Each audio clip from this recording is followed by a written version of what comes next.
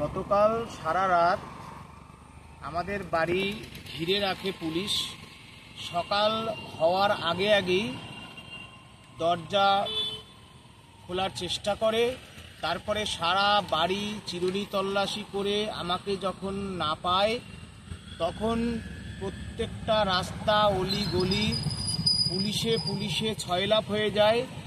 আমি সেই সংবাদ পেয়ে আমার বন্ধুর বাড়ি থেকে নিকটবর্তী স্টেশন আদিসপ্তগ্রাম থেকে কলকাতার উদ্দেশ্যে রওনা দিচ্ছিলাম। তখন 3 অজ্ঞাত পরিচয় ব্যক্তি আমাকে তুলে নেন। তারপরে ব্যান্ডেল বিদ্যা মন্দিরের কাছে যে জঙ্গল, সেই জঙ্গলের ওখানে আমাকে নিয়ে যায়। তারপরে আমি জানতে পারি বিভিন্ন প্রশাসনের পক্ষ থেকে ফোন আসে, তারা আমাকে আবার গাড়ি করে মগরার যে ব্রিজ, সেই ব্রিজের উপরে দাঁড়িয়ে থাকা মগরা পুলিশের যে পুলিশ ভ্যান, সেই ভ্যানে আমাকে তুলে দেন। দীর্ঘক্ষণ আমি কিছুক্ষণ আগে বেরোলাম মগরা থানা থেকে। সারা দিন আমাকে মগরা থানাতে বসিয়ে রাখে, কোনো জিজ্ঞাসাবাদও করেনি, কিচ্ছু করেনি।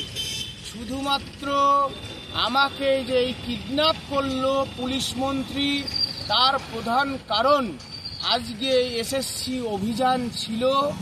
10 বছর পর কেন পরীক্ষা দেব? আর পরীক্ষা যদি দিতেই হয়, এসএসসি 2016 প্যানেলের যারা নট স্পেসিফিক্যালি টেন্টেড আর যারা অল ডিজেবল তারা দেব, এই মর্মে আলোচনা চেয়ে চিঠি দিয়েছিলাম। আজকে আন্দোলন ছিল, সুতরাং এই আন্দোলনে ভয় পেয়ে আমার বন্ধু যোগ্য শিক্ষক সুবল সোরেনের হত্যার বিচার চাইব বলে ওই বন্ধু সুবল সোরেনের পরিবারের দায়িত্ব নিতে হবে, 10 কোটি টাকা ক্ষতিপূরণ দিতে হবে। এই সব আন্দোলনে ভয় পেয়ে রাজ্য সরকার, রাজ্যের স্বয়ং মুখ্যমন্ত্রী, পুলিশ মন্ত্রী এহেন ঘৃণ্য নিন্দাজনক একটা কাজ করলো।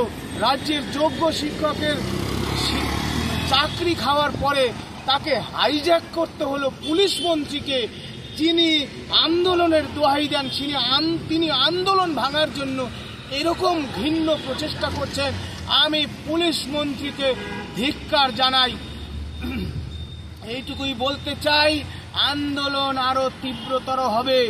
যোগ্যদের চাকরি না ফিরলে আন্দোলন আরো তীব্রতর হবে। এইটুকুই আজকের দিনে বলি।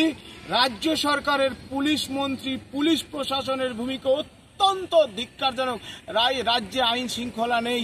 যদিও যে থানায় আমি ছিলাম, যেটুকু সময় ছিলাম, আমার সাথে তারা ভালো ব্যবহার করেছেন, কিন্তু গোটা যে প্রক্রিয়া আন্দোলনকে ভেঙে দেওয়ার জন্য যে ব্লুপ্রিন্ট তৈরি হয়েছিল রাজ্য সরকারের, কারণ তারা লড়াইয়ে আমাদের সাথে পারছে না, সেই ভয় থেকেই আমাকে হাইজ্যাক করে নেওয়ার যে রাষ্ট্রীয় মদতে, অর্থাৎ পশ্চিমবঙ্গ সরকারের মদতে এহেন ভিন্ন চেষ্টার নিন্দা